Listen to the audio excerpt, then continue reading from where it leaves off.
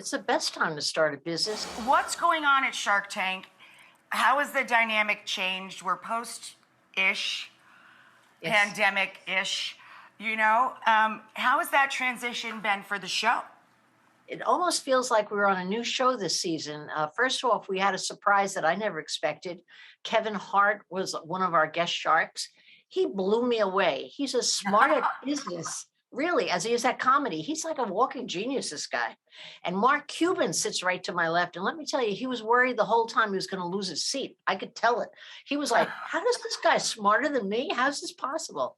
But in a larger sense, we had phenomenal entrepreneurs that were different in one way. They had come through COVID. Most of the businesses we heard had been started as a side business, and they were surprised that they became businesses.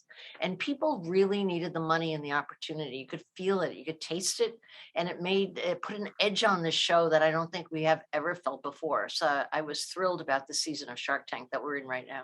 I love that you're going through that with all of us. Every person I know, every restaurateur, people in all different types of jobs, they had to pivot in one way or another. And many of them discovered an entirely new path in life that they preferred to where they were pre-pandemic. Overall, do you think, just straightforward, it is a good time to start a business? It's the best time to start a business, and proof is in the pudding, as they say, in your business. Everyone starting a business, the rate of success is much higher than it's ever been before because of COVID, I think. As you referenced, people had a chance to sit down and think, am I happy with what I'm doing? And a lot of people felt they weren't in their livelihood. They had the time to think of what would make them happier, and many of them landed on starting a business. This year, 4 million people started a small business, which is a 24% increase over last year. That's a tremendous gain. And I don't think it would have happened without the silver lining of COVID. It was the one good thing we got out of COVID. It's really exciting. Jennifer, welcome. I'm so excited for you that you get some time with our friend here. What is your question for Barbara? Hi, Barbara. Hi, Rachel. Thank you so much for having me. I'm so excited to meet you both.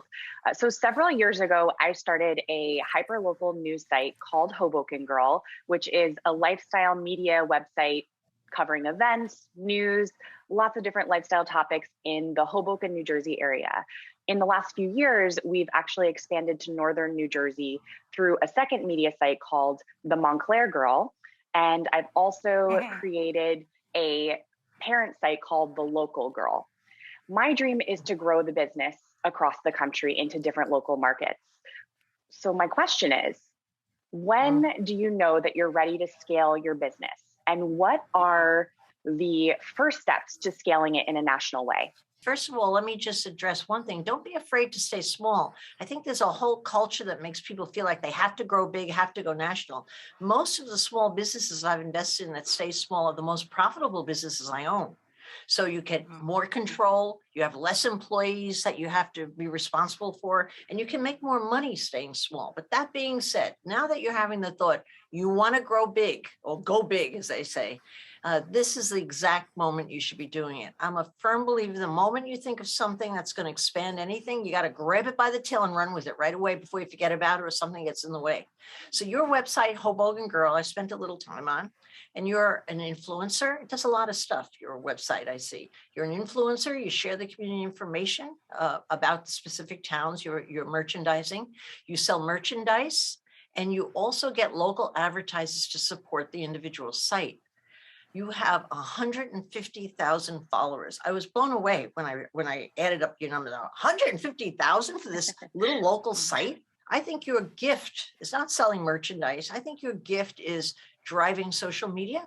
You know how to do it, you've proven it, and to get advertisers to monetize these sites. There are thousands of local influencers around the country that know how to influence, but they don't know the first thing about making money on those sites. And I think you could almost create like a franchise of sort of local brands where they could all make money because you have figured out how to do it. And that will make you expand so fast and will help all these businesses with that satisfaction for yourself of knowing they're making money on what they're doing, because many of them do and don't make money.